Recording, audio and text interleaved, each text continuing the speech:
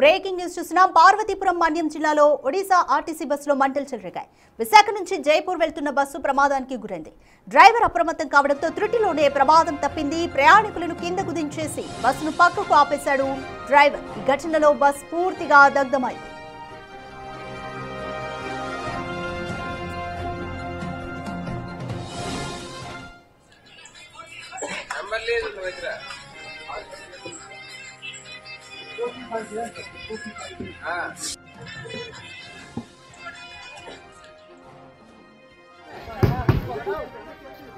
వీటి మధ్య తరచుగా బస్సు ప్రమాదాలు పెరిగిపోతున్నాయి. పార్వతీపురం మన్యం జిల్లాలో కూడా ఒడిశా ఆర్టీసీ బస్సులో మంటలు చెలరేగాయి. అయితే ఈ బస్సు విశాఖ నుంచి జైపూర్ వైపు వెళ్తోంది. అయితే జైపూర్ వెళ్తున్న బస్సు ప్రమాదానికి గురైంది.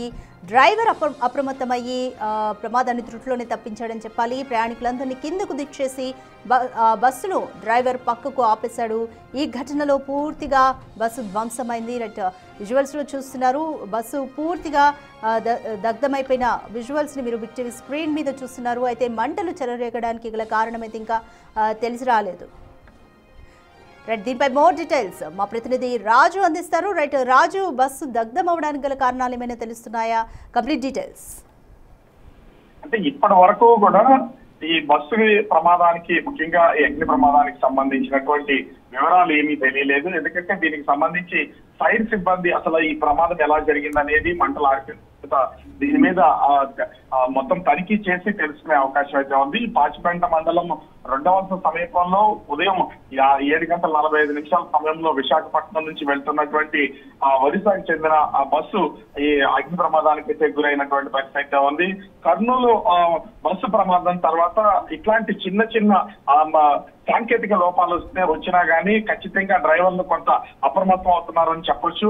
ఆర్టీసీ అంటే ఒడిశా ఆర్టీసీకి సంబంధించినటువంటి ఆ డ్రైవర్ ఒక్కసారిగా అప్రమత్తం అవడం, మంటలు చెలరేగుతున్నటువంటి నేపథ్యంలో మొత్తం ఆ బస్సును నిలుపుదల చేసి బస్సులో ఉన్నటువంటి ప్రయాణికులందరినీ కూడా వేగంగా కిందకి దించేశారు. దీంతో మొత్తం బస్సు కొంచెం కొంచెంగా మంటలు అంటుకున్నటువంటిది అయితే ఉంది.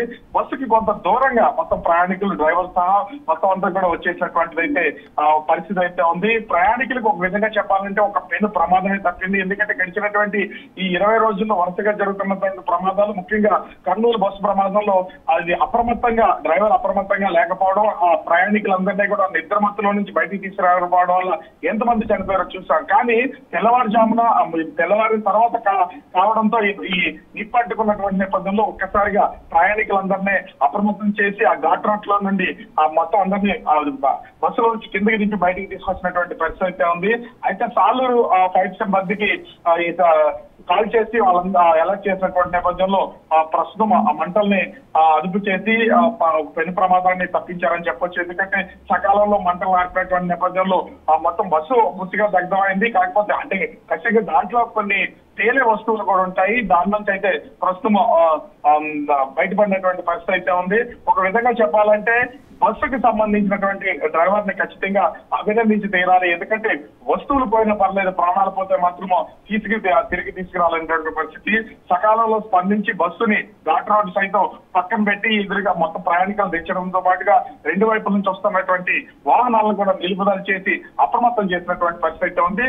అయితే ఈ మంటలు అదుపు చేశారు కాబట్టి ఇప్పుడు అసలు ప్రమాదకానికి కారణాలు ఏంటి, షార్ట్ సర్క్యూట్ వల్ల అయిందా, ఇతర అంటే పెట్రోల్ కి సంబంధించి డీజిల్ కి సంబంధించి ఏమైనా లీకేజ్ ఉండడం వల్ల ఈ ప్రమాదం జరిగిందా అనే దాన్ని మాత్రం ప్రస్తుతం అయితే ఆ ఫైర్ సిబ్బంది, పోలీసులు దీని విషయాన్ని చేసి తెలుసుకోవాల్సినటువంటి పరిస్థితి కనిపిస్తోంది.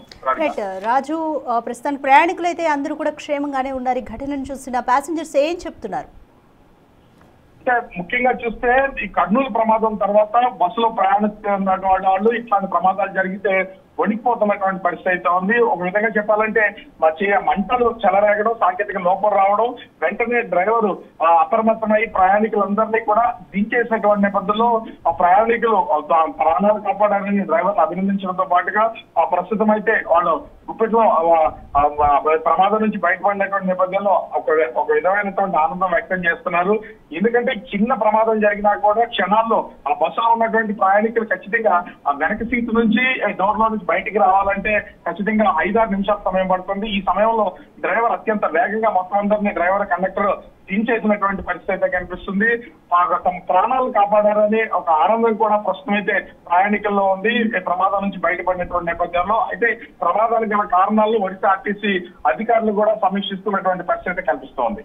Right, thanks for the update Raju. Parvathipuram Manyam జిల్లాలో ఒడిశా ఆర్టీసీ బస్సులో మంటలు చెలరేగాయి. అయితే ఈ బస్సు వైజాగ్ నుంచి జైపూర్ వెళ్తుంది. బస్సు అయితే అది ఘాట్ రోడ్ మీద వెళ్తుంది. అయితే వెంటనే మంటలు చెలరేగడంతో డ్రైవర్ అప్రమత్తమయ్యి ప్రయాణికులందరినీ కూడా కిందికి దించేయడంతో పెను ప్రమాదం తప్పిందని చెప్పాలి. అయితే బస్సు ఆల్మోస్ట్ దగ్ధమైపోయింది. మీరు బిగ్ టీవీ స్క్రీన్ మీద కూడా విజువల్స్ చూస్తున్నారు.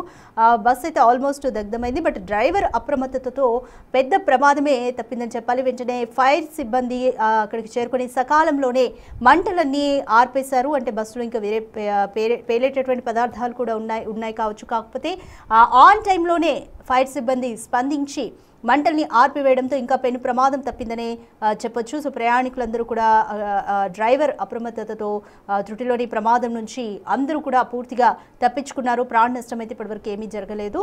అదే డ్రైవర్ని మాత్రం ప్రయాణికులు అభినందిస్తున్నారు. ఫైర్ సిబ్బంది కూడా సకాలంలోనే ఘటనా స్థలానికి చేరుకొని మంటల్ని ఆర్పివేశారు. అయితే బస్సు వైజాగ్ నుండి జైపూర్ వెళ్తోంది. ఆర్టీసీ బస్సులో ఇప్పుడు మంటలు చెలరేగడానికి గల కారణాలైతే ఇంకా తెలియలేదు.